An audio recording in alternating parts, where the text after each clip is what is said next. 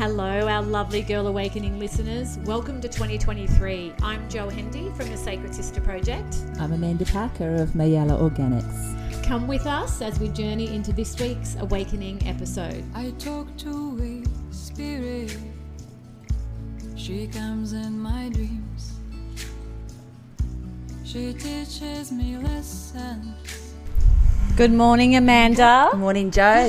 Here we are, back in the hot seat. Yes, actually it is hot, even though autumn is just literally hot. breaking through. But yeah, it's a beautiful day and a little bit exciting to have a new guest with a really different modality, which we're going to go into a little bit straight away this morning, which I think is super special and and really honour the space, which is really beautiful.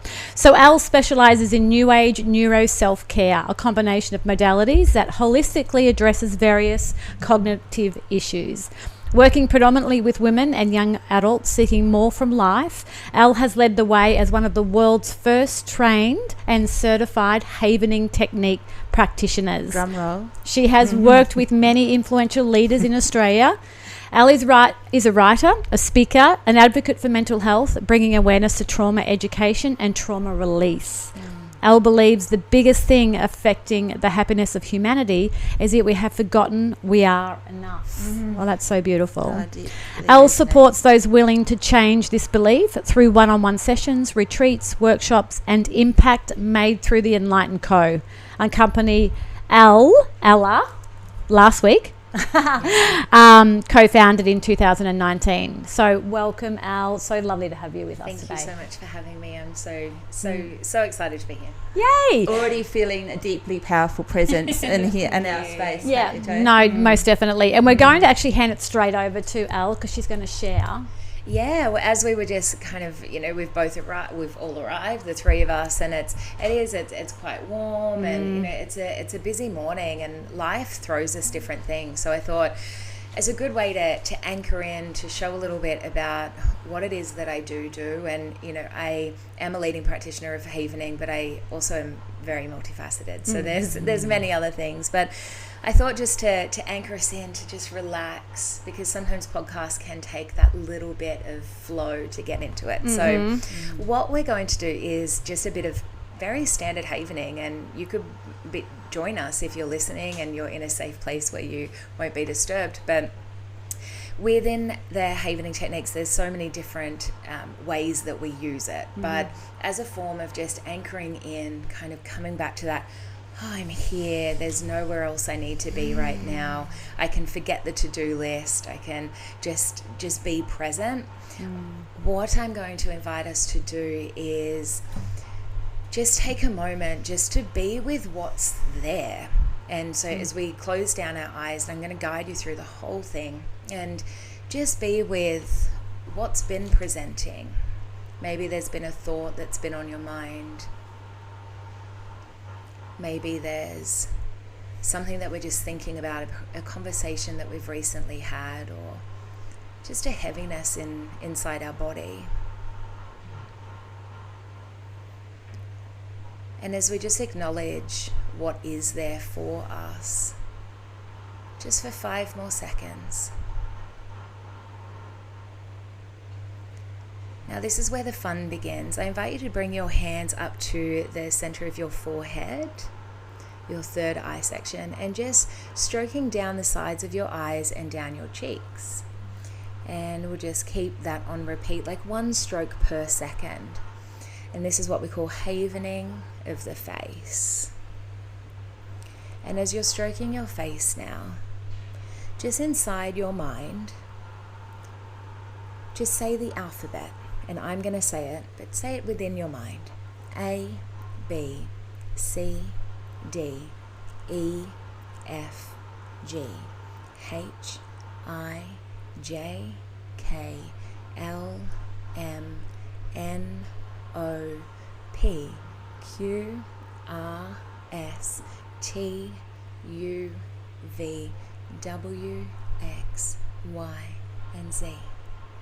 Wonderful. And now I'm going to count to 20 as you keep stroking your face, or you can just stroke your hands as if you're washing them. Going from the fingertips down to the palms, Just repeating this process as I count to 20, and you count inside your mind or out aloud, wherever you are if you're listening to this. 1, 2, 3, 4, 5, 6, 7, 8, 9, 10, 11, 12, 13, 14, 15, 16, 17, 18, 19, and 20. Wonderful. And you can keep stroking your hands, or you can bring your hands up to your shoulders and gently, if you cross your arms, and gently stroke down to your elbows, like you're giving yourself a nice big cuddle. And what we're doing is we're releasing a large amount of delta waves within our brain state. We're reducing the stress on the amygdala. And we're also creating an influx of feel-good chemicals within our mind. And now we're here today, this morning, to record this podcast. So for us, just allowing ourselves a few moments just to visualize and see how we all wish for this experience to go. Or maybe if you're listening to this and you've got something ahead for you, just visualizing and allowing yourself to just see that experience for yourself.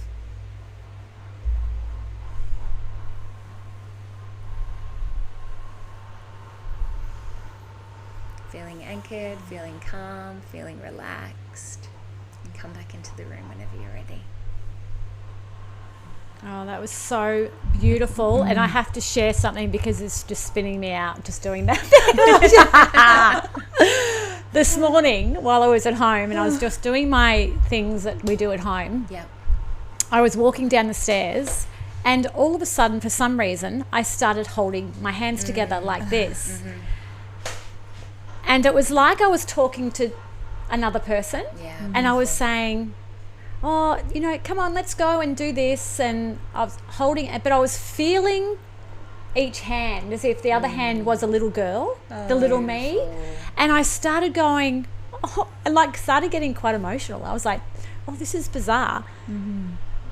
But now that you're sitting here and you just took us through that, I think I was having a little experience of havening in a weird way that I didn't even know I was doing. Yeah. Well, it's so innate within us all. Yeah. I remember being, I was about 6 years old, and my parents, they were babysitting this little baby. His name was Joel. I don't know where Joel came from, but it was somebody's baby that we were babysitting. And I was 6, so I am, obsessed with dolls and babies. I was the only daughter.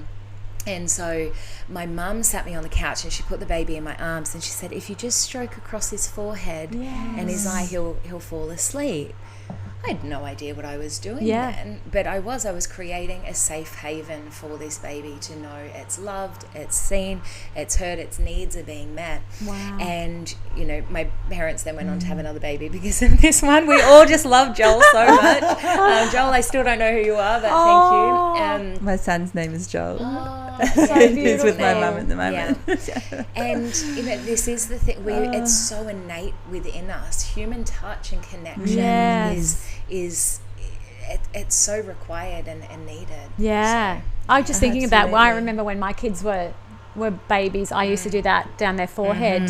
Yeah. And that was just an intuitive thing that I did because I just felt like that was really soothing them and they'd close their eyes and drift off. Yeah. Yeah. Well, we now know that with science, we're proving what's actually happening within the mind through this touch. There's so much evidence, and I'm not going to bore us with the science today. You can go to my website, you can Google it. But for it, we know what's happening. Yeah. We're changing the biological chemistry of our mind through this connection of I'm seen, I'm heard, I'm loved, I'm supported. Wow. Wow. Someone's here, and whether or not that person is ourselves, or as you experience, having that sensation of holding the hand of somebody.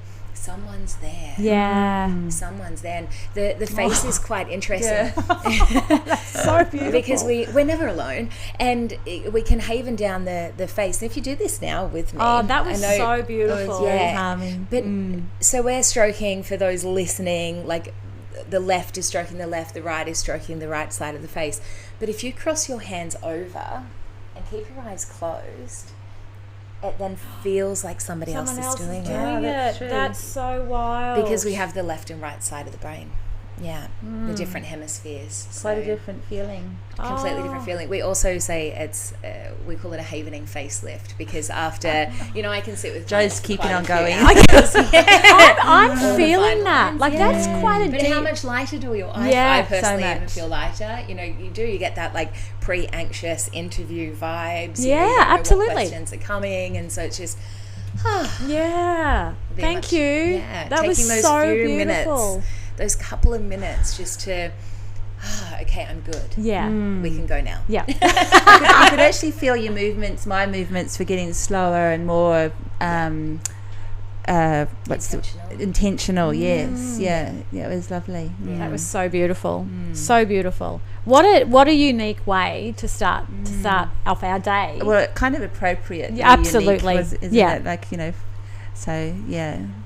Do you Thank want to? Yeah. You're so welcome. So it brings us to like a very, very beautiful and grounded introduction to our time with Elle this morning, and asking her, how did your awakening begin, beautiful? Yeah, I think, where it all begins is the journey into life. And for myself, so I was born into a grieving family. My parents had lost a child just 1 year prior to my birth. And so I was essentially born into a grieving family, and that was really hard for all of my family.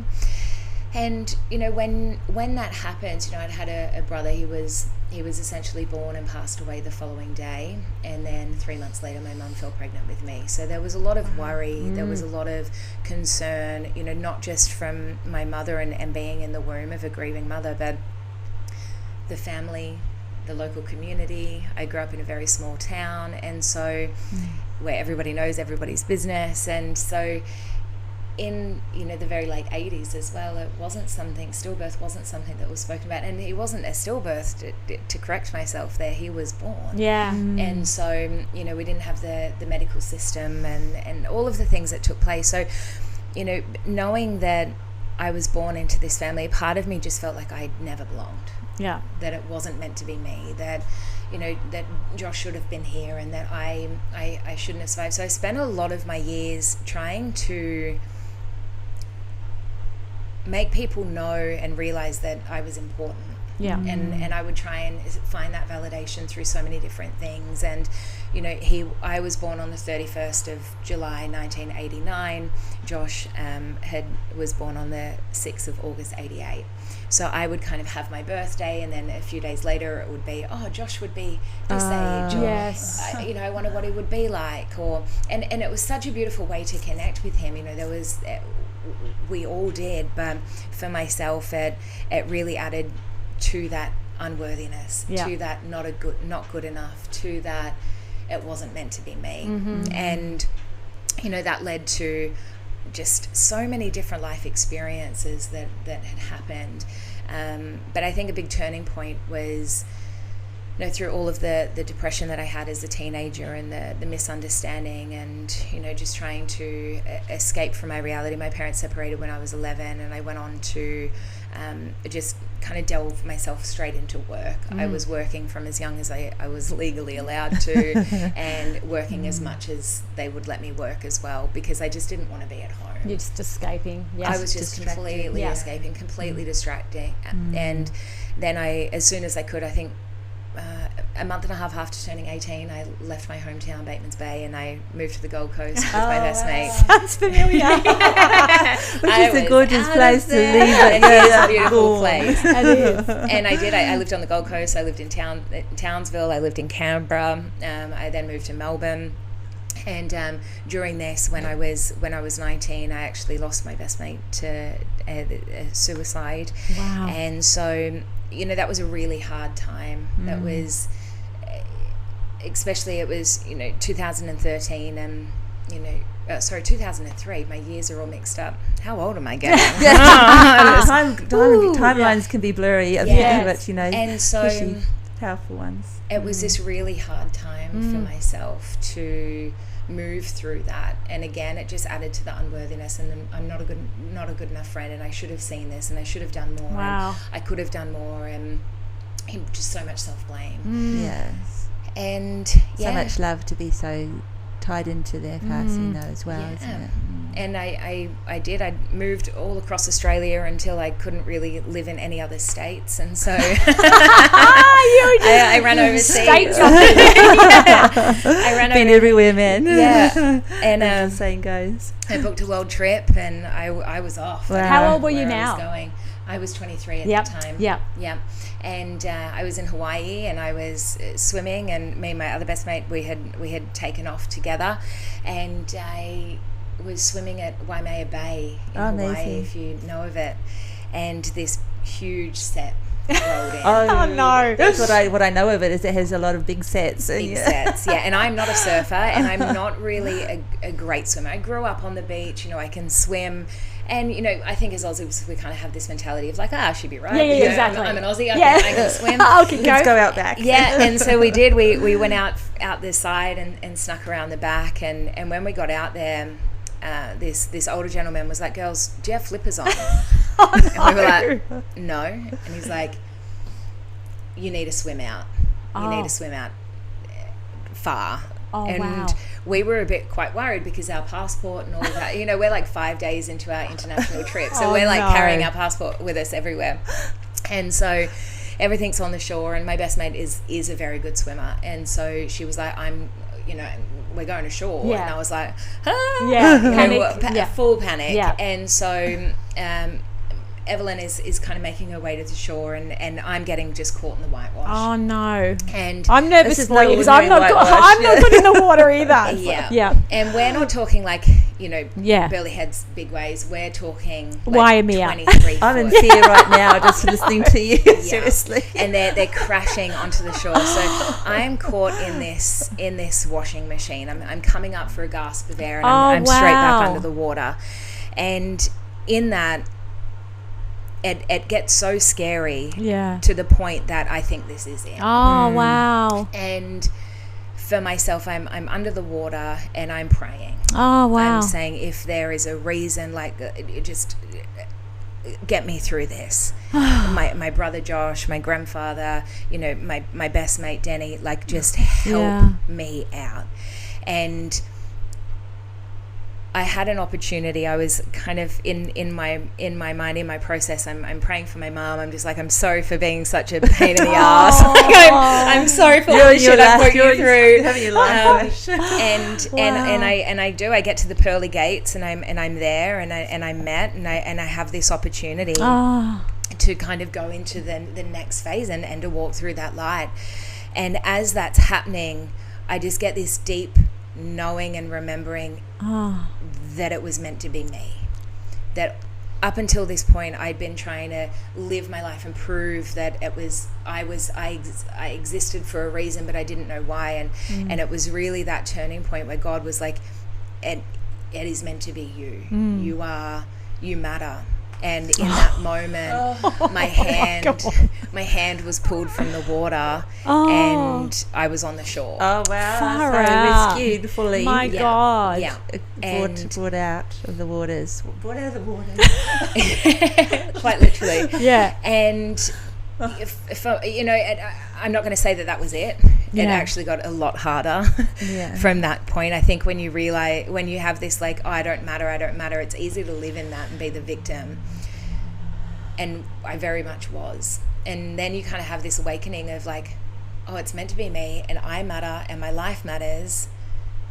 Oh, but I'm not competent enough. Yeah. I'm not good enough. I'm hearing you. I'm not good enough to now. Who the sorry, I don't know. Who the fuck? Who the fuck do I think I am? And so it started an even harder journey. And I was on a I travelled for just under 2 years after this, and constantly running. Wow. I'd had a major panic attack when I was in Las Vegas, where just these memories started to come up that I didn't know if they were mine or not. Oh, I find Vegas a very interesting place for that. I had similar feels. Yeah. Wow. Vegas, And right into it was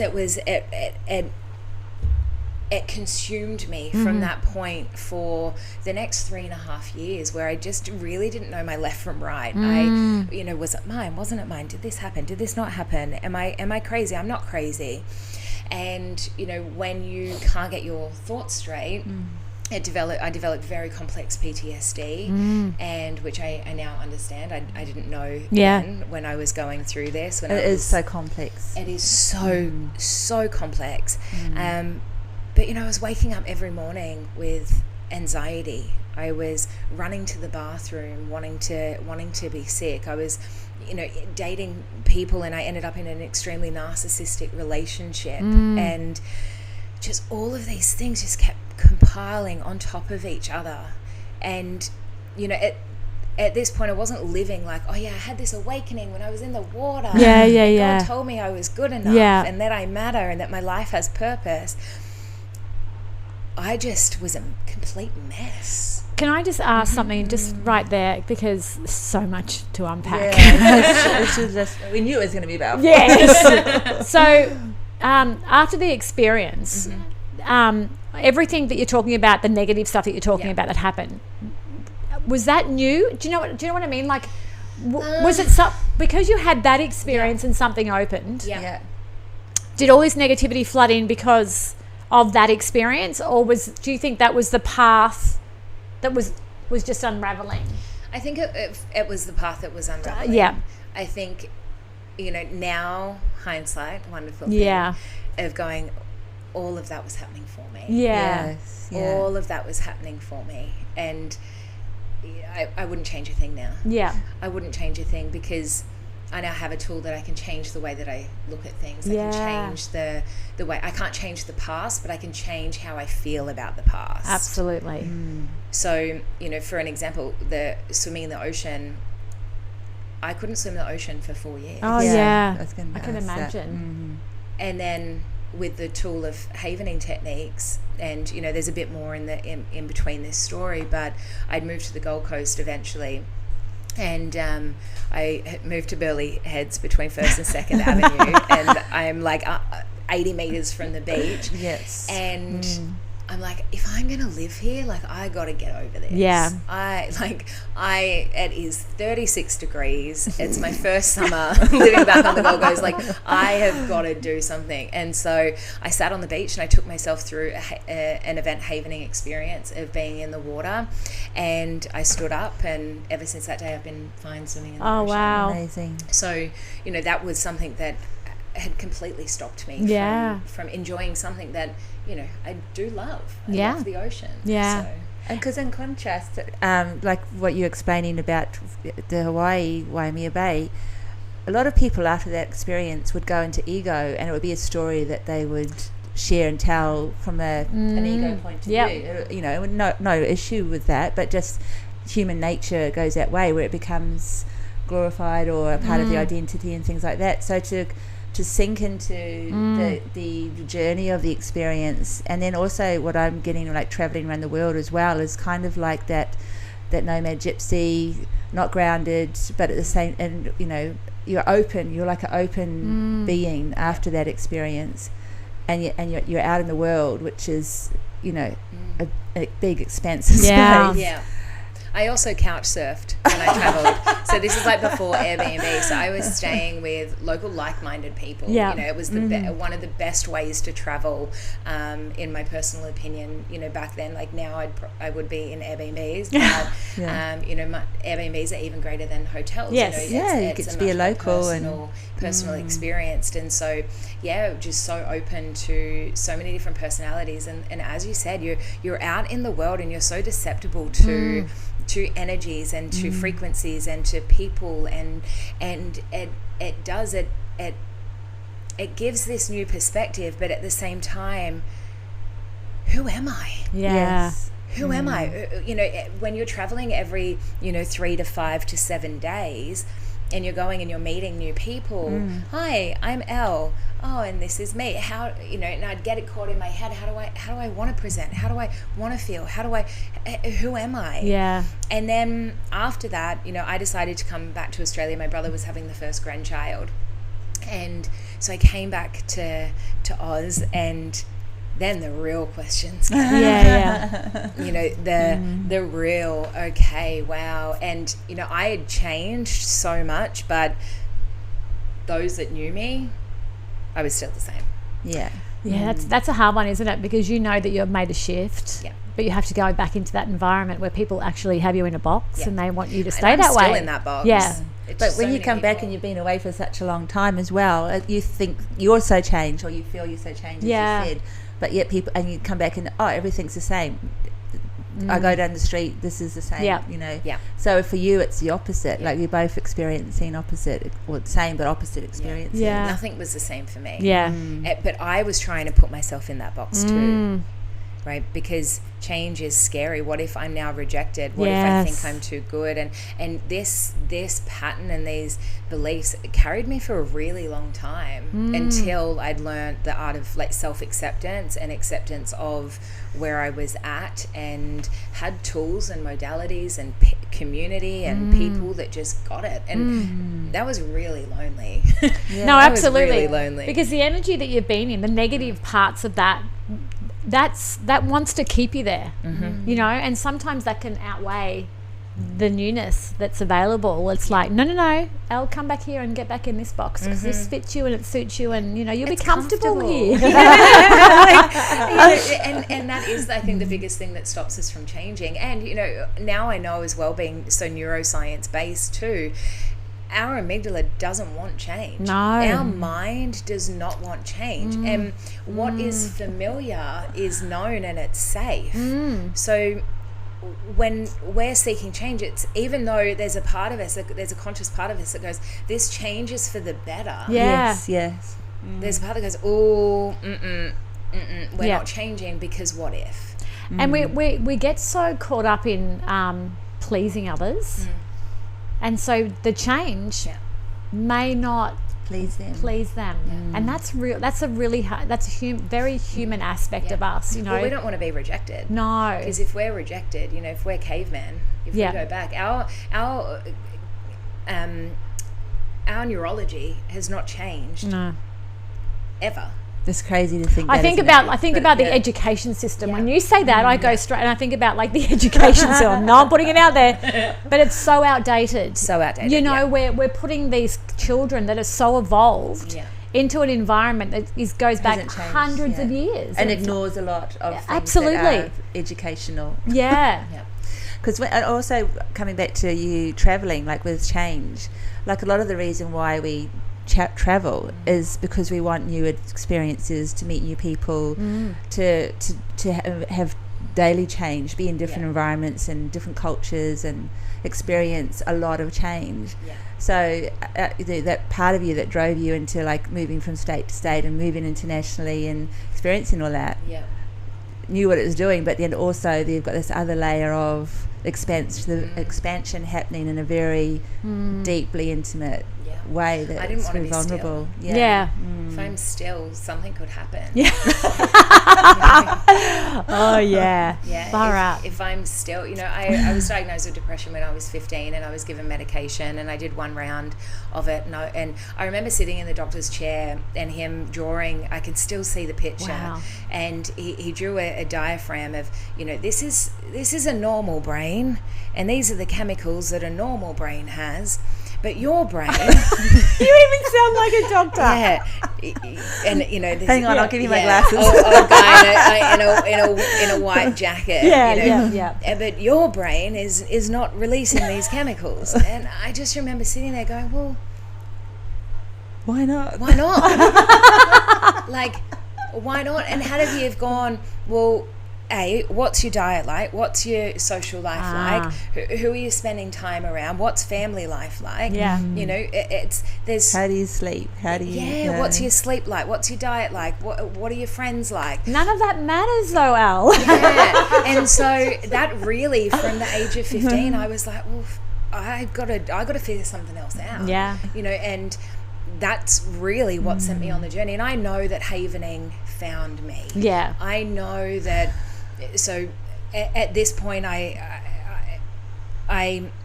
had found myself in this narcissistic relationship. I didn't know my left from right. I couldn't make a decision up, and I didn't know where I wanted to go next. This is like when you're around 20? Yeah, something. I was 26 at this point. Yeah. And I just knew I couldn't stay in this town, and I didn't know where I wanted to go. Do I want to go back overseas? Do I want to go back to Melbourne? Do I want to go back to the Gold Coast? Do I want to go back to Townsville? Do I want to go back to Canberra? Where's home? Where do I want to be? Yeah. You know, New York doesn't say. I quite liked New York, but could I afford to be in New York? Yeah. That's the next question. Wow. And so I was like, well, why don't I go and do a trip? And so I went Gold Coast, Brisbane, Gold Coast, Melbourne, Canberra, back to Batemans Bay. And while I was visiting the Gold Coast, I met a woman in a coffee shop. Her name was Karen Hedges, and she's still here. She's a phenomenal woman. Yeah. And get her on the podcast. And I found myself here. She's still my mentor to today. She's one of my best friends. I was on the phone to her just before coming in here.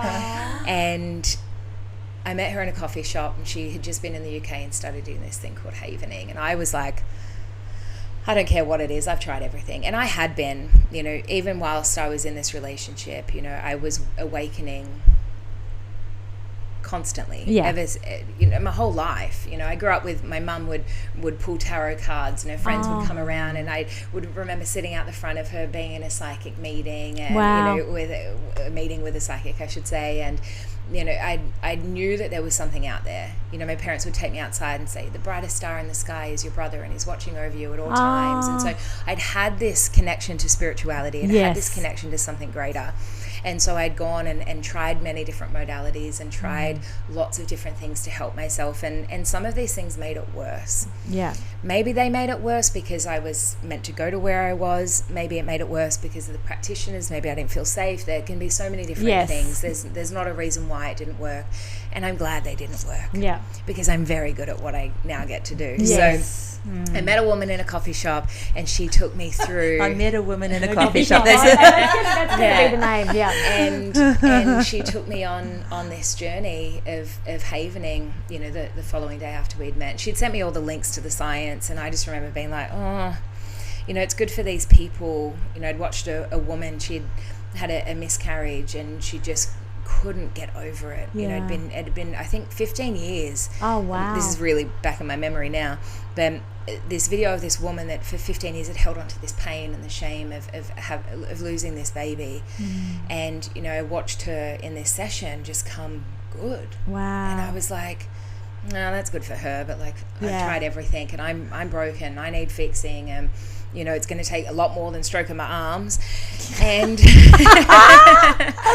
and so I sat in the chair, and we worked on the memory that had come up for me in Vegas. You know, at this point, the nearly losing my life in Vegas, or the bullying that I had experienced, or my parents' separation, you know, these life events that, you know, you could mark as these really big things. It was for me the Vegas memory. And so I sat in the chair, and about 15 minutes later, I couldn't access it. This memory was just like, I had an extreme panic attack because all these suppressed memories that I couldn't figure were mine or not. It just feels like a movie now. Do you want like?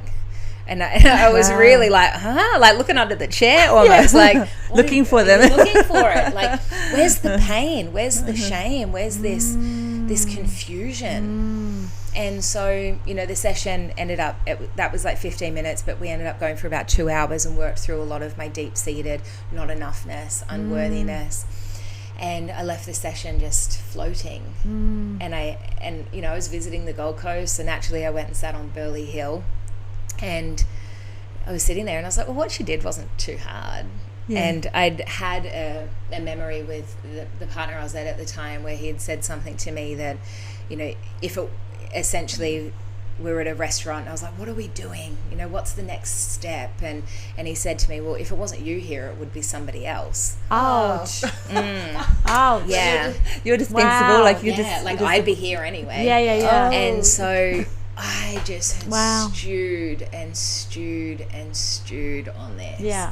it was all I could think about, you know, and you go through all the different emotions. And so I was like, well, what she did wasn't hard. So I went back to the memory and I stroked my arms and said the alphabet, and then, you know, for about 6 minutes did this havening, and then it was good. Wow. With that incident with your boyfriend, your partner. Yeah. Wow, fantastic. And so then I just kept doing it, and I finished my trip on the Gold Coast. Fully embraced that and So- just moved into Yeah, it. yeah. And I went to Melbourne, and then I went back to Bateman's Bay, and 3 weeks later I packed up my whole life and moved back to the Gold Coast. And Wow. 6 weeks later I trained in the modality. I remember catching up with Karen again, and, you know, I was like, I've been havening this, I've been havening this, and, you know, I figured out this, and she was like, I think you should come and be a part of the training. And I was like, no. Yeah. Like, I need the therapist. I can't become the therapist. Like, this is the level of worthiness that I had gotten to was, you know, a benchmark. Yeah. I'm okay right now. Yeah.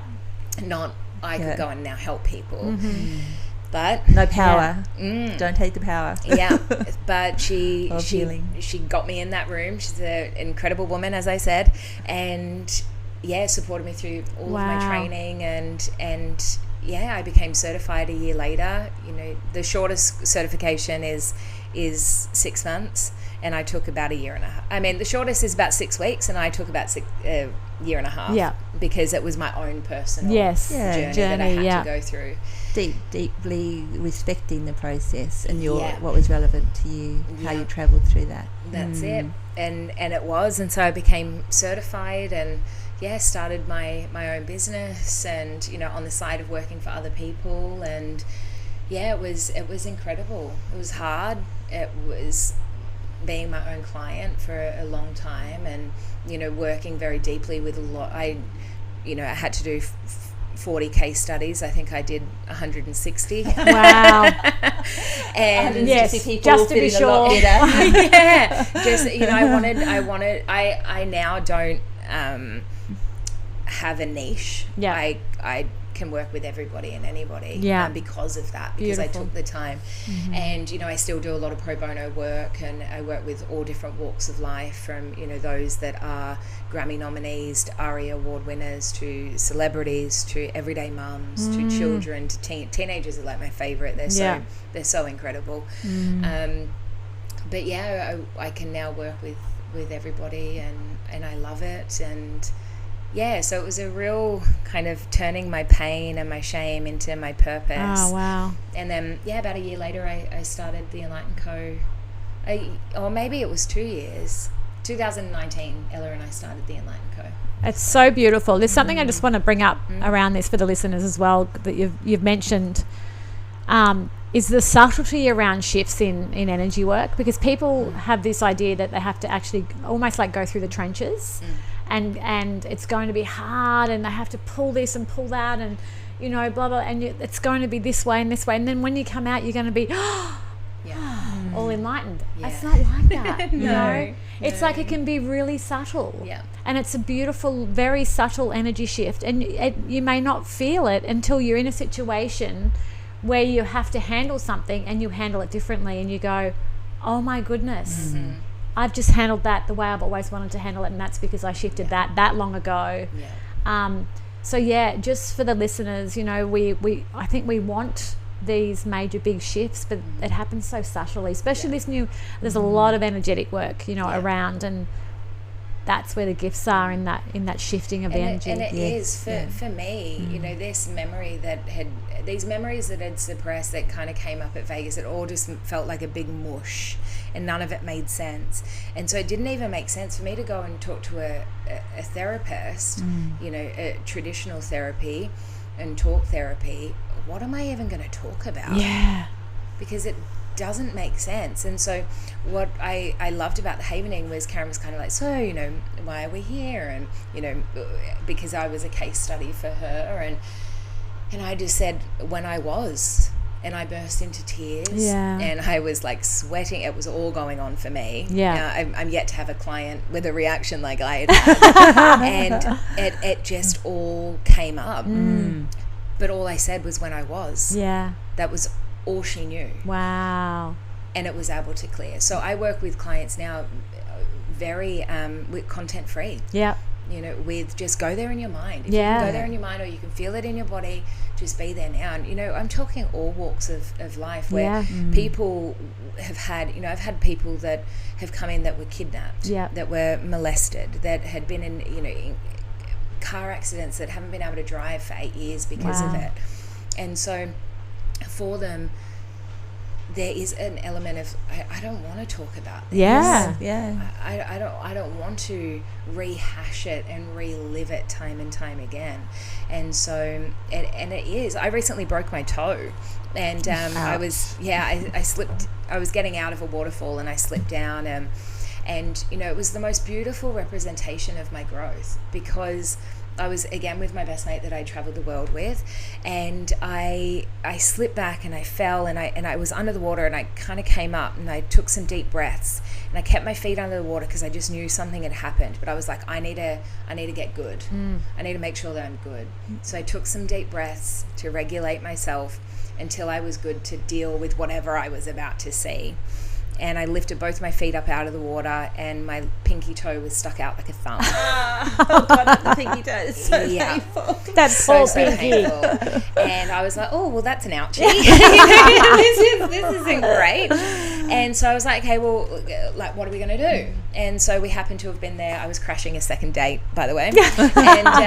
And so the guy that I was also on a date with by that point, he swam across and was like, this is a much better exit for us. So I was like, okay. And so kind of like swam, kind of was dragged across to the other side of the waterfall. And I walked myself up the hill, and when we were on our way up, I was like, by the time I get to the top, my toe is going to be straight. My toe is going to be straight by the time I get to the top. Wow. And it was. Wow. So I'd reallocated my toe. And we went to hospital, and got 2 fractures in my toe. But my best mate actually had turned around like 2 days after, just being like, you have changed so much. Oh wow. She was like, I can see it. Yeah. I could feel it. Yeah. And prior, probably even 12 months ago, 2 years ago, I would have been like, oh my gosh, I'm just handling this so well. Like, look at me, my ego, loving how great I am. But I didn't have to say it, I knew it. But for her, she was like, old Elle would have been still sitting at the bottom of that river. Yeah. Like, you would have needed to have been carried up. You would have been crying. You would have been milking this. Yeah. Where 6 days after breaking my toe, I was in the gym. Yeah. Like, we have this ability where healing, the work that we're doing and what we're releasing isn't just so we can have freedom from the past. It's so we can prepare ourselves for the shit that we've got to deal with that's coming. Yeah. We can build that resilience. So, absolutely. Yeah, Certainty is a big thing, you know, just having that. Yeah. And the deconnection with your body, and how I'm marveling at the experiences that you have in water. Yeah, true, actually. Oh, yes. I'm a fire sign, so maybe I'm a Leo. So go back into these room spaces. Yeah. But that, like as you say, like like connecting with the body and trusting in like what you're doing with the body and the walking, that your toe will reallocate, that you will make it to the top.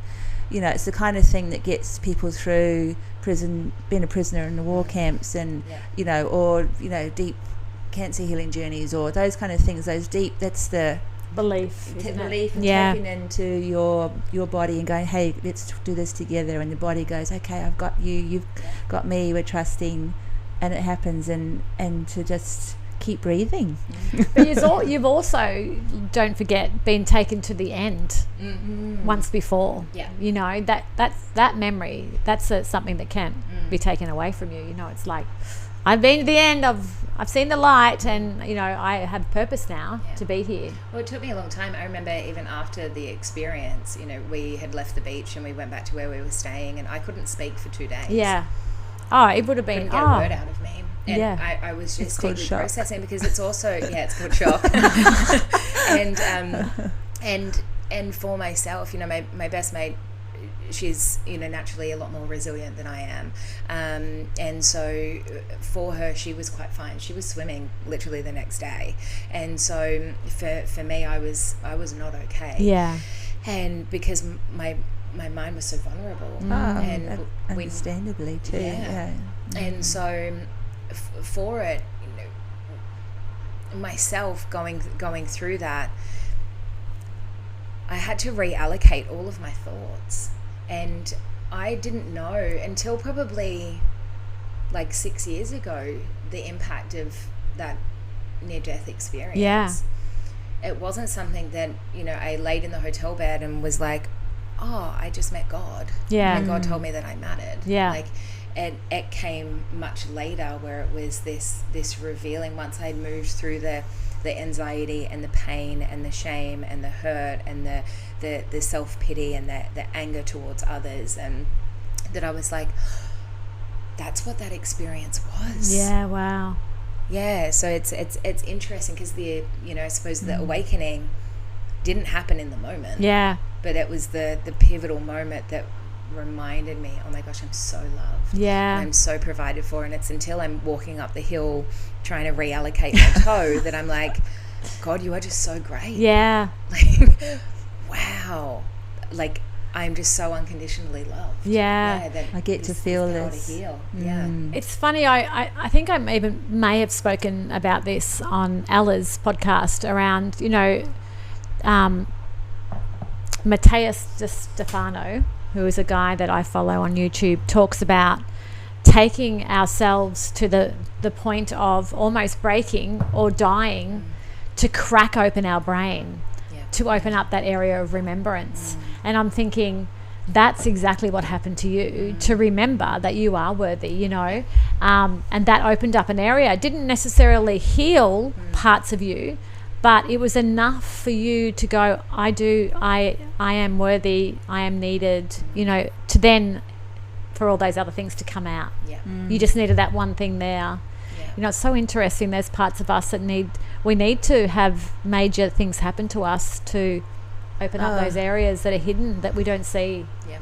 And we've sort of spoken from time to time about the feeling of awe, like when you stand in front of a huge mountain or see a lightning storm, and I know when you were describing swirling around in that whitewash in Waimea Bay, I mean, at times when I've been swimming and you get tumbled around and you're out of control, you're not, you have no ability, you know, you kind of have to go with it, surrender, but at the same time have some kind of mindfulness to know how to tumble with it. It's quite a interesting experience. But the ocean, you know, the huge ocean that you were in at that time, you know, there's such a sense of awe of like the power of the hands that you were in that moment as well. It is another form of that cracking you open, as you said, Jo, like where you, like very physically and mentally, emotionally, soulfully with your God connection in that moment. It's an all-round full experience. Oh, wow. So it's incredible. And I just remember, you know, the beautiful, like, you know, that beautiful image of the hand reaching up and God reaching his hand down. You know, I was pulled out of the ocean like that as well. And, you know, my bits were everywhere. I was, like, my hair was, like, ratted. I remember I hit my head on the bottom of the ocean. Like, you know, my body was literally pulled in every direction. And, you know, I got out of the water and I went and I just stood underneath the shower, the beach shower, and just I was vomiting, and you know it was all going on for me.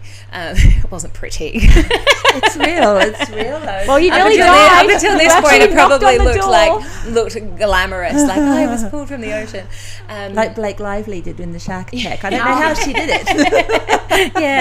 And so it's that moment that you go, oh wow. And you know, part of me, it does feel really sad for that girl. I wish that had have been the moment, but you know, she wasn't aware enough or didn't have the support or the inner guidance or the inner cheerleader enough to go, hey, this is a turning point now.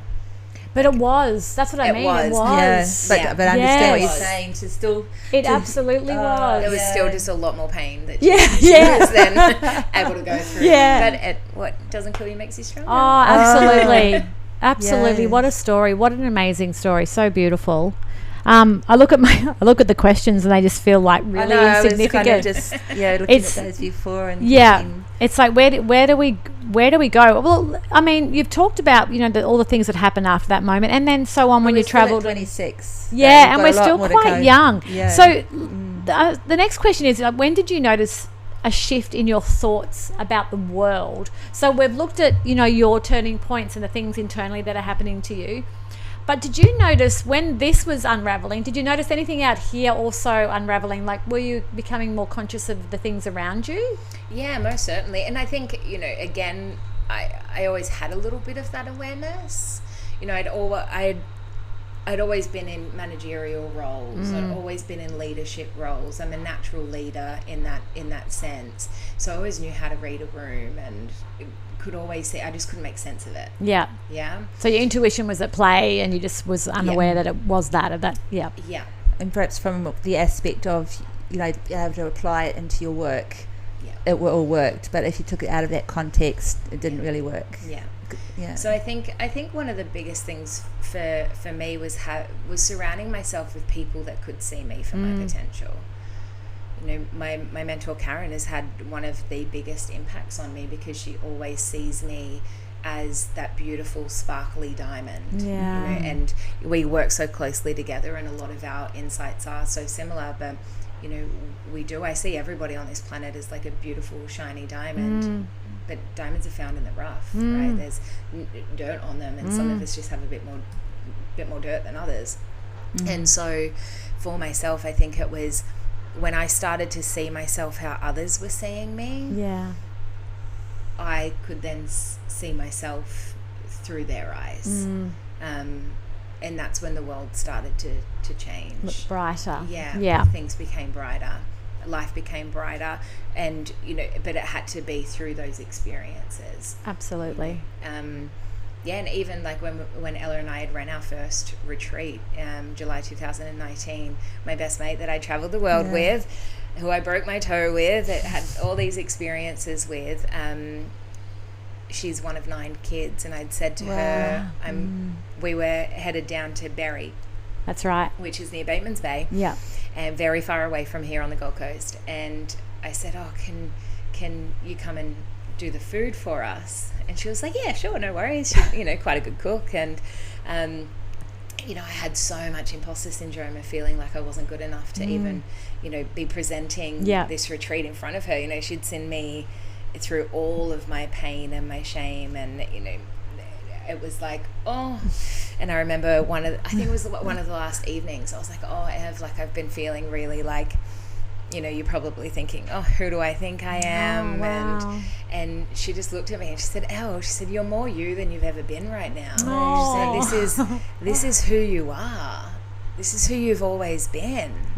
And that was just such a permission slip that I didn't know I needed. Yeah. And she's still our retreat chef. She now has a catering company and an art gallery up in Mullany. And shout out to the Joy Collective. And love that name. Yeah, it's just this like beautiful part of the journey. Yeah.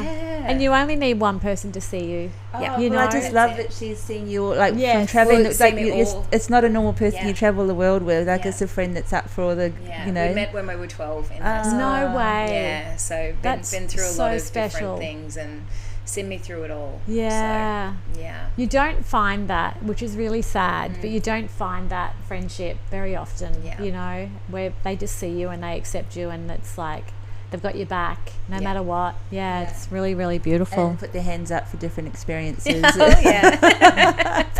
do it. It's very special. But I think for myself, seeing the world, I've now been based on the Gold Coast for 7.5 years, and I haven't run. This is the longest, apart from like my childhood home that I grew up in, and I couldn't leave home any earlier. My parents would not have let me. But this is the longest I've been put. I no longer run. I no longer, have the desire to escape. That's a great feeling, isn't it? Yeah, I no longer use. I had a wedding on the weekend, and I had a few too many champagnes, and feeling happy. Yeah, but I had 6 drinks throughout the whole day, and for me that was a lot. Where back that would have been my pre-drink. I've changed so much, and it's such a good thing. It's such a good thing. I'm hearing you. That's really lovely, and it does. I just keep getting certainty. Just who you are now. Fully. Well, I felt like we met a really powerful person right the minute that you walked in this morning. So definitely, your presence is very felt. much who you are. It's oh wow, amazing. So we've just talked about the shifts, you know, in your thoughts around the world, what kind of things are happening. We've talked about that as well. Is there anything that you decided to change along the journey? Like, I mean, some people let go of friends or change their diets, you know, because we know, the food's probably not as good as we thought it was going to be, you know, or like you just mentioned, alcohol, you know, there's any things that you've had to change to help you along your journey, along your path? I've tried everything. Yeah. I remember when Ella and I first met, she was under the impression that I was practicing a different religion, I would say. I was on a 36-day dal cleanse. I did dal. Actually, I've never heard of this. I love dal. Tell us a little bit about that. Dal and khichdi for 36 days. Wow. What's khichdi? Khichdi is like a slow cooked rice curry. Oh. Yeah, very yum. But after 36 days of it, I can tell you it is very different. Why dal? Yeah, well, I was going through a very, big Ayurvedic journey. Yeah, and so I was detoxing and cleansing and clearing, and I've kind of been through a lot of the different detoxes and so forth, and things to, you know, mind body cleanse. But now I'm kind of just in this space where it all just gets to exist. Yeah. You know, I feel like a part of me had gone through so many different beliefs and stories and, put faith in so many different things to then just come to this place where it's like, I'm just good. Have you felt that way? I'll ask both of you actually. In the last, say, 12 months, probably even the last 6 months. Yeah, more. When none of that matters anymore. It's almost like, I've experienced everything. I've gone down that path. I've had that, done that. Oh, shit, I don't need any of that. Yeah. Yeah. Absolutely. Yeah. It's like it's a big clean out, isn't it? Yeah. But I think you've got to go through it. Yeah. And that's the exciting part. Yeah. So for myself, I would have stood on one arm and, you know, or stood on one leg and patted my head if somebody told me it would have made me feel better. Yeah. Like I tried everything. So there'll be so many listeners out there that will resonate totally with that, because now I'm just like, I'm good. Yeah. If I want to eat like Vegemite on toast for dinner, yes, that's fine. Yes. Like I think it's now, to answer the question, it's probably more now everything's just done. What's the intention behind the reason why I'm doing this? 100%. That was literally what I wanted to contribute was when you said about the 6 glasses of the champagne. It doesn't matter if you had 6 glasses or 6 bottles. If you're feeling the intention and the joy of why you're celebrating and in that moment, it's all perfect and happy, and you're not going to get emotional, obliterated, violent, upset, shameful the next day, all that kind of stuff. Or what it is that you're partaking in doesn't have the detrimental or the destructive element that it had before, when the intention behind it and where you're sitting in yourself. I feel like that's a huge element of change in the consciousness of intention around certain things. I would never touch anything now if I wasn't in the right mind frame. But you know, sometimes we also need that. Like yesterday I woke up so the wedding was a 3-day wedding. It was absolutely fabulous. But my social capacity, you know, we've just come out of COVID where you know, none of us have been social for you know, couple of close years. to 3 years. And so for myself, you know, 3 days of socializing was it really took a toll. And I'm very ambiverted. I can be extremely extroverted, but then I need a lot of downtime. And so for myself, after this yesterday, I kind of woke up and I was like, I was meant to meet Ella at 10 a.m. I completely forgot about it. She called me I text her, but I'm never that person. No. If it was out of Ella and myself, like, I'm sorry, Ella, but it's going to be Ella. No, we're both pretty good. But for it, I'd like, Pre said, yes, I'll be there tomorrow, no worries, 10 o'clock. We were just going to our storage. Yeah. It wasn't an important meeting, but it was still important. Yeah. And I text her at like 9:45, just being like, I don't know if I can do today. I've washed my hair. Yeah. I just think I need to go back to bed. I'm just feeling meh. Yeah. Like, I just don't want a human. Yeah. It's like, adulting feels really hard today. Yeah. And she kind of read the message and called me and was like, hey, you still coming to the shed? And I was like, oh my gosh, I completely forgot. Yeah. And it was actually a turning point for me to go, oh, Elle, check yourself. Yeah. Like, you overdid it on the weekend. There were things that you could have said no to. You could have left early. Yeah. You could have, but it wasn't me being hard on myself. It was just like, okay, lessons learned. Yeah. But I threw on some clothes and I went to the shed and it was exactly what I needed. Yeah. I got home last night and I was like, I've had the best day today. Yeah. Instead of just sitting and wallowing and being like, I gave too much on the weekend. It was like, okay, I'm going to acknowledge right now in this moment, This happened. Yeah. And this is how I'm feeling. I'm going to give it a couple of minutes. Okay, now I'm going to shift that state. Yeah. I'm not going to give it the whole day. Yeah. I don't have the whole day to give it. I got shit to do. Yeah. Yeah. And so that's the new state of awareness, I think, because you know that's not going to help you. Yeah. Sitting and wallowing. Yeah. You don't get anywhere doing that, and that the universe will give you a little bit of a kick if you're going to, sit and do that. Yeah. Yeah. But there are moments where you just need to, not adult. And, well, there's a difference between relax, rest, restore, reconnect, and wallowing, isn't it? Yeah. That's 100% what it would have been yesterday. Oh, I didn't give myself enough time on the weekend to relax, so I need to take... No. Yeah. No. Yeah. Yeah. Call yourself out. Yeah. That's a great story. That's what Ella and I will say to ourselves all the time. We'll, have a little whinge or a little moment. I'll go, oh gosh, that's a great story. Yeah. What a great story. I'm telling myself that I'm just so tired. Yeah.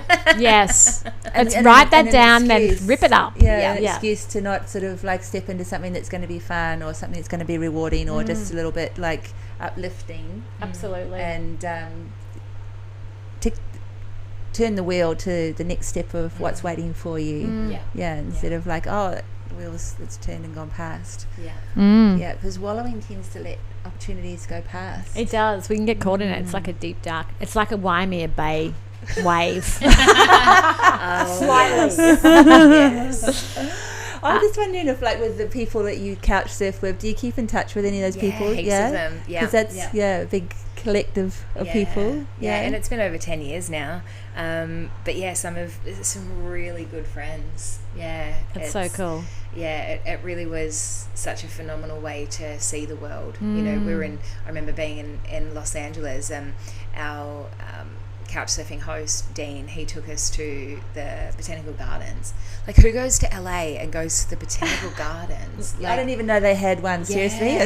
And we're eating from the best places, and we're exploring through just things that you don't find on TripAdvisor. That's so true. Yeah, unless you're with the local. Yeah. Because couch surfing is for the listeners, this is actually a thing. Like before Airbnb or before. It's still a thing. Bed and breakfast. Oh, serious? I think thought you were just saying that you were just like jumping from friends to friends. So couch surfing was essentially, and still would be to this day, is a website that you create a profile. So Evelyn and myself had a joint one because all of our traveling was together, and essentially it's all done by review, very similar to then Airbnb. Okay. So, but the host will be there at the home with you. In saying that, we stayed at houses where the host wasn't there. We stayed in penthouses. We stayed on boats. We stayed. No way! Yeah, I've never heard of this. Yeah, and so it was all done basically off the census of like, I'm putting myself at risk of coming into your space. Yes. You're putting yourself at risk by having me in your space. So it's on the fundamental of trust. Yes. Yeah, that this community of trusted, like-minded people. If I ever met somebody that was a couch surfer, I'm like, yeah, we're friends. Which is pretty cool, isn't it? And feedback as well. Yeah. You're going off feedback and trust. Yeah, and so everything was done by reviews, and so I think we stayed on like 96 different different hosts throughout the 2 years. Wow. And then when we came back to Australia, we started hosting. So you pay us. It's probably really cheap. I'm thinking free. it's free. It's all free. Yeah. Wow. Oh my goodness, I love this. Yeah. This is So like you- girl. This is like girl awakening / girl finding out. So it's like, when you can book an Airbnb, but you can like stay in somebody's home in their spare room. Yes. It essentially would have been like that, but without payment. But in saying that, like, it's not a free ride. Like, No.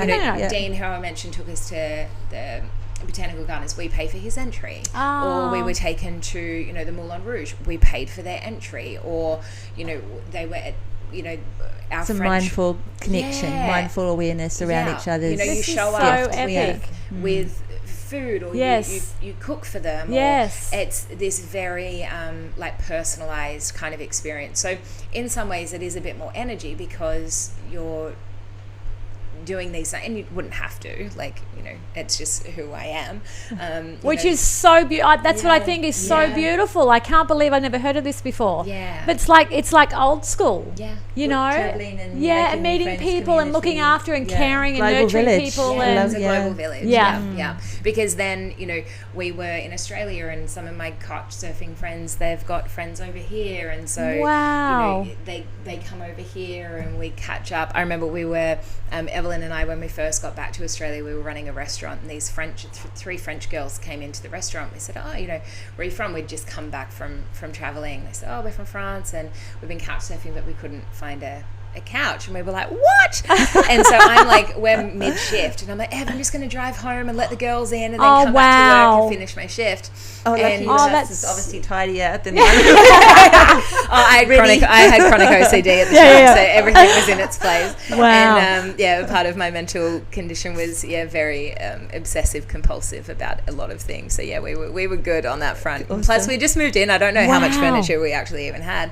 And then we got home from our shift at the restaurant, and there's this big beautiful platter that they'd put on. So instead of going and paying $40 a night at a hostel, or and then we had people that were riding from Victoria up to Cairns, and hearing their stories about people that they'd met, and like, how often do you get to have these? This is so cool. Well, this is the thing that I think people are finding so hard these days, is to actually meet people and have conversations and share stories, exchange we're becoming experiences, and make a friend. Our phones though, and how much we're on them and all of that now, we're actually unlearning the form of interaction.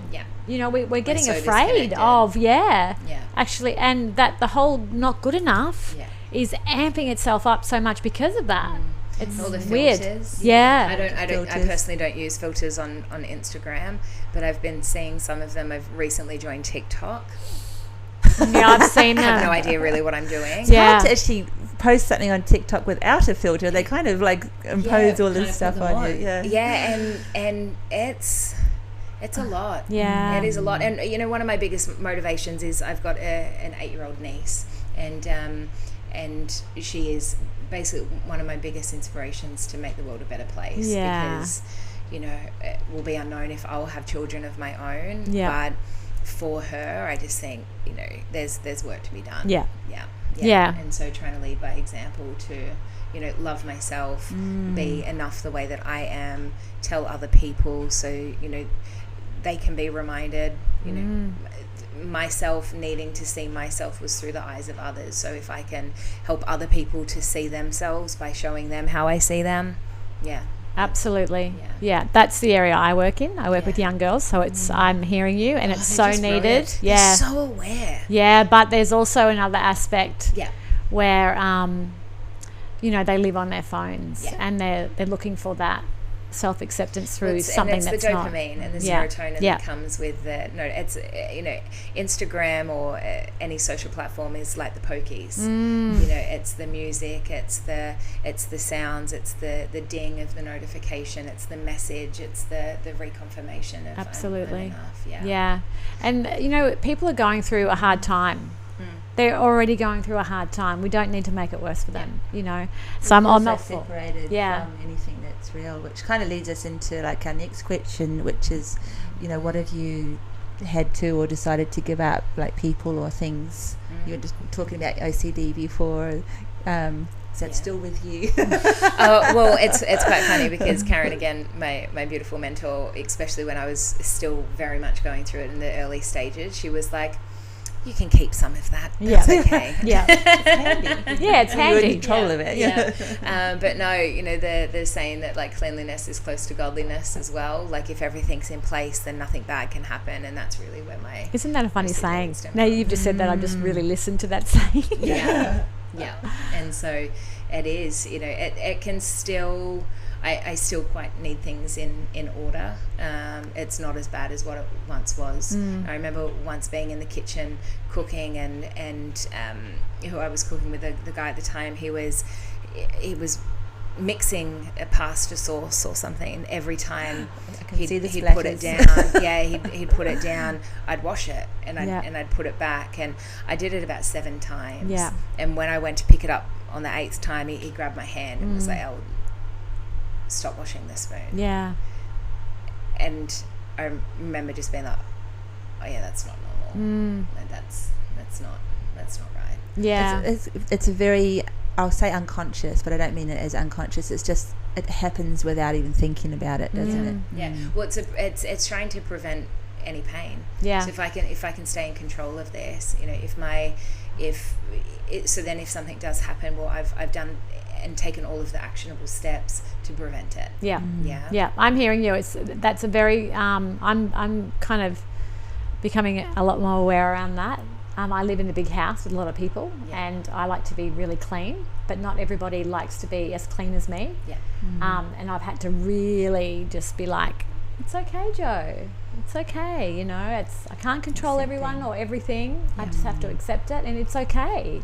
My way is not the right way. It's a funny one. It's an interesting one around allowing. And it's not just around being clean, it's around a lot of different things. People view things different. We all view things differently, and it's about allowing people to see it how they see it. Well, it is. It's controlling something that is. Then that way we've got that sense of achievement as well. Well, I kind of always have a clean house and very mindful of hygiene and things like that. But I'm kind of more of an organised chaos kind of person, organised, unorganised. I have complete chaos as well. Like this is the thing. Like I go, I'm so organised, but I'll start one thing and then I'll go into the next, and I've forgotten about it. It's a little bit of like an ADHD behaviour, I think, as well. But I try not to hold any labels. Point, shiny object, point. Yeah, and I think, oh my goodness. But I'm organised chaos too now. But it's I've just recently been gifted with the most beautiful person, not gifted but referred lady who does house cleaning, and I've gifted myself her in my life, and she's just a gorgeous woman, and when I come home and the home just feels so free and loving in the way I love it to be, because it's my mind automatically relaxes. If I'm having a busy day or there's a lot going on, I just walk in and I feel, oh, okay, I don't have to kind of distract myself with all this. I can focus on preparing a nice meal, or I can look after this, or I can do that. It's a very supported space because it's, no, absolutely. So I understand what you're saying about, the spoon, that it makes you that it just gives you that little space of being safe, and How beautiful that he noticed that though too. So what do you do now to support yourself in staying in the moment and staying true to you, and that beautiful certainty that you have? What do you do to support yourself? Well, it comes down to the things that we constantly do. You know, the mind learns by repetition. It's like a child learning the alphabet. It has to say it so many times until it's embedded. So for me, mine has really become the practices that I can maintain. Now, I love like my life to not be the same. Yep. So when it comes to rituals and routine, I don't function great in it. For me, I love the fluidity of life, and so every morning there is something in it for me. Yeah. Whether that is a beautiful walk along the Currumbin Beach where I live, or with my dog, or if that is a snuggle with him in the morning, if it is reading 10 pages, if it is journaling, if it is havening and visualizing my day ahead, if it is preparing myself a meal, if it's going to the gym, there is at least one thing every morning. Yeah.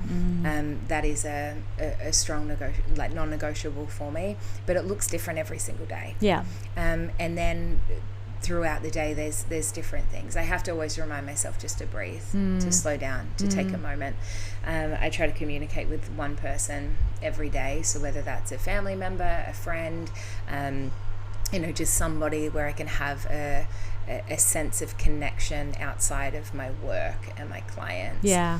And then I strongly believe that a great day starts the night before. So much more of like a nightly routine person. So I have a gratitude practice every night. I write down 3 things that I'm grateful for in a journal. Beautiful. And what that has really, I started that I think in like 2017, not long after finding havening. Hugh Van Holgenberg, they actually have a great podcast now, The Resilient Project. The podcast is The Imperfects, but he's The Resilient Project, and I was sent a video of him, and within this video he was speaking about gratitude, so I was like, I'll start doing that. And so I'd write 3 things that I was grateful for every night, and what I found was that programmed me to have a much more grateful outlook on life. But I know every single night I'm going to get into bed and write down 3 things that I'm grateful for. So subconsciously my mind now has been programmed to look for things to be grateful for. So whether or not it's, grateful for the lady that smiled at me today when I was getting the coffee, or being here in this room, for my car, for driving me here this morning, for the phone call that I had with Karen this morning, whatever it might be. My mind is looking for things. Oh, that was nice. Oh, I wonder if that. Oh, I'll write that down. So yeah, there's many different things, but not anything solid. I can't do solid. I can't do the same. I couldn't do the same thing every single day. Yeah, that's nice. That's insanity to me. I think as a being, the being doesn't like that anyway. Yeah, it becomes a chore as opposed to a choice sometimes. And some people absolutely thrive on it. Yeah. And I love that for them. And I've tried to be not that person. Yeah. Part of my worthiness journey of okay, here's my to-do list and I've got to do these things. Otherwise, I'm not good enough. I'm not achieving. Yeah, I'm not achieving. I'm not doing the things. Where now I'm okay, set myself up for the day. Have a good day. Yeah. Have a good night. Yeah. That's sleep perfect. 8 hours a night. Yeah. Keep it simple. It's keep it simple, isn't it? If something comes up, use the tools. Yeah. Yeah. Be my own client. Because when you were saying about the training the mind, when you're talking about the alphabet, and when we did the alphabet in the beginning, straight away because for me learning the alphabet, and when I say the alphabet, it's like a song, and you kind of spoke through the alphabet in that way as well. So there's a very powerful affinity in that process, isn't there? That's more than what we realise. You're tapping into a lot there, aren't you? Yeah. Well, with the havening, we're using the alphabet because it's a known distraction. If I was to tell you that the alphabet was A, B, K, L, M, S, T, you would say, no, it's not. It sounds so cute, though, when you just said that. Right? But we know that it isn't. So for us, the mind can argue that point. Yeah. And so within the havening techniques, it's not so much about the distractions. I have people that, we go food shopping, or they spell their name, or they, count backwards from 77 by 4s, or oh my God. Wow. Yeah. The more sessions we do, the harder the distractions come. Brainier you become. Then, they've got to get a little bit more complex. And so, the distraction essentially is just things that are true. Yeah. They're things that are true. Because when we're healing from trauma, or when we're working on empowering ourselves to be and become who we want to become, the mind needs safety. Yeah. So the alphabet essentially is a form of safety, because we know it. Yes, it definitely felt that way. You felt very... I felt like I went back to a child. Yes. Yeah. That Yeah. was beautiful. Yeah. Yeah. I love it. Last question. Oh, I don't know if I want to say the last question. I just want to keep going. So, coming through your journey of awakening and these beautiful experiences, how do you now see the world, Elle? Like, and what do you see next for us in the space of where we're going in the world? I think the world is a beautiful place.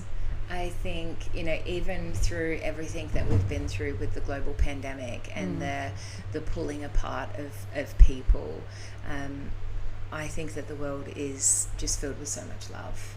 Yeah, I have a lot of hope. I feel like a lot of people are waking up in their own time. And, my hope, and I wake up every day and my intention is just one person or 1 million. I don't mind. Like, God, use me. Like, one person, 1 million people, whatever the impact today, like, it's enough. Yeah, beautiful.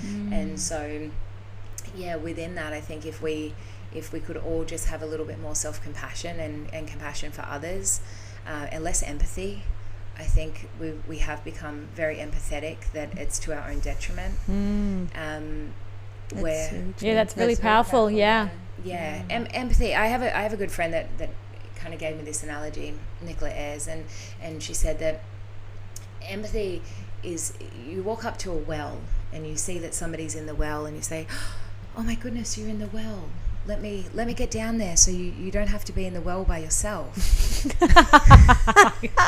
And that's what we do. Somebody tells us a story about a pain that they've gone through, a heartbreak that they've had, an experience that they've gone through, and we go, oh my gosh, me too. I went through that, or my sister went through that, or my cousin's uncle's nephew went through.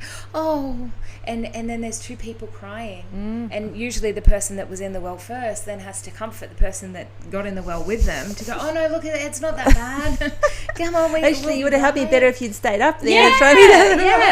And so, we do this where compassion is walking up and seeing somebody's in the well and going, hey, I see you're in the well. Oh man, like I let me go and get a rope. I don't have a ladder on me right now, but let me just go and see what I can do. Wow. Yes. Because compassion allows the person to be in the pain. Gives them space. It's the last thing that I wanted when somebody would go, hey, are you okay? I didn't know how to answer that question. Well, where do you go with that? It's like I just needed someone to be there. I needed a safety net for someone to just go, hey, I'm here. And that's what my best friend Evelyn always did. I'm here. She never got in the well. And that's what's maintained our, how beautiful 24-year relationship. Of, I'm here. And you're good, you're just processing. I'll be here. No judgment, I'm here. And I think if we all, that was my biggest lesson in becoming a therapist. I was so empathetic. I'd watch a movie and I'd be crying. I'd hear a story and I'd be like, oh, me too. Where now I'm like, oh, cool story. People tell me, like, usually after the session, when they're in the session or beginning the session, they don't really talk too much. But at the end of it, they're like, so this is what happened. I was kidnapped when I was 4 years old, and it took me, 7 days to get back to my parents, and I had to escape. And I'm like, whoa, what a story. No, like, emotion attached to it. No emotion, just compassion, so much love. I love you so much that you survived that you got through that you made your way through that. Where to from here? That you want to thrive now? Amazing. Let's go. It's like adding anything will just compact the space. It's like they it deeper. They can't go anywhere with that. Well, then you empathy, can also just allow that re-traumatization as well. The mind doesn't know the difference of my trauma and your trauma. When we watch a movie, it's like the movie Honey. if you think of Jessica Alba in that dancing movie, Honey. Yeah, I haven't seen it, but one listener will yes, know it. one listener will know it. But for it, it's this film, and she's dancing. Now I'm starting to question if it's Jessica Alba. I'm pretty sure it is. And she's dancing and she's moving her body, and it's this hip hop film.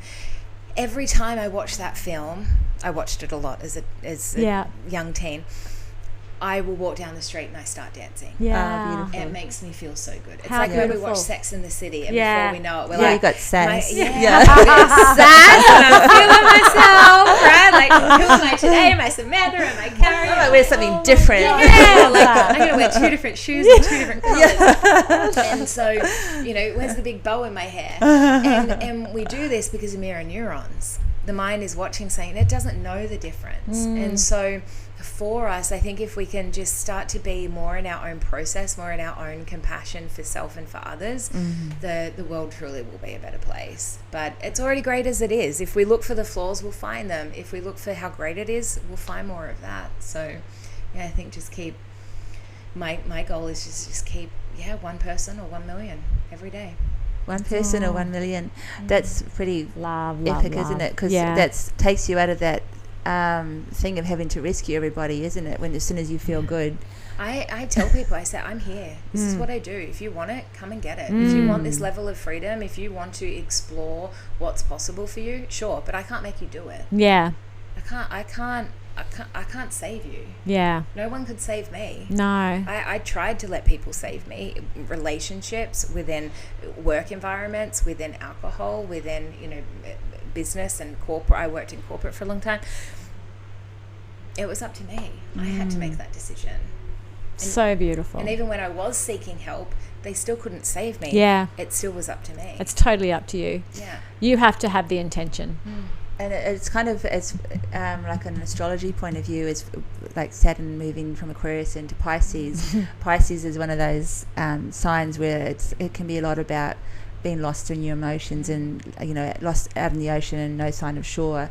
And literally the word empathy sits in there so well, and also compassion. So when you move from this space, we've been coming out of this whole victim mentality for so many years now, into a space of with these times that are changing, of power. So as you say, that choosing to be in compassion immediately empowers everybody, doesn't it? As opposed to again, the wallowing or the being lost in the emotion of the story. Because we can allow the stories to define us. Yeah. Or we can remember that we're always writing stories. Like, we're living the good old days. There's a lot in that, isn't it? I'm waiting for you to go on with that. Like, we're living the good old days. Like, one day we're going to look back and be like, oh, I remember that. I've had the privilege of sitting with my nan and my pa, both in their final stages of life, and it's a beautiful thing when they're telling their stories. Yeah. And in that you think, hey, well, what are the stories that I'm going to be telling? Yeah. What are my good old days? Because that's now. That's so true. This isn't another, like, who knows?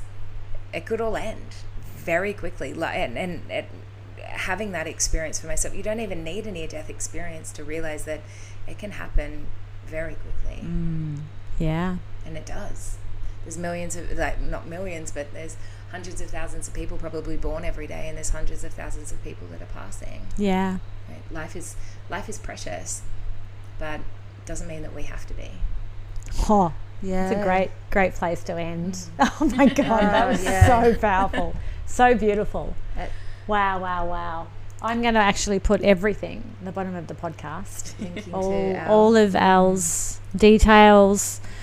If you feel like havening is your thing, which I just feel so nurturing when you talk about it, and so beautiful. We'll pop all of that on. Thank you so much, for coming and sharing your amazing awakening journey. Thanks for having me. It's so much fun. Like, what an honor that we get to do this with our lives. Yeah. It's such an honor, isn't it? Yeah. And that community that is there to tap into of beautiful people who have so much to share. Yeah. In a way that, what you mentioned before, a few times it's come up, where we're not our stories.